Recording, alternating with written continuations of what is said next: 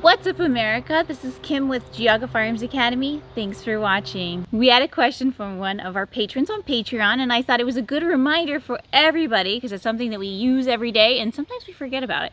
And that's replacing your defensive ammo.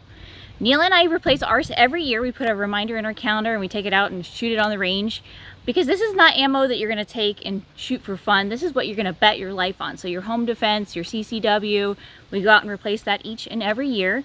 When you are selecting your defensive ammo, make sure that you get at least one extra box and run it through your gun. Just make sure that that doesn't have any issues, because like I said, this is not ammo that you're just shooting for fun. This is what you're going to bet your life on, so you want to make sure it's actually going to run right.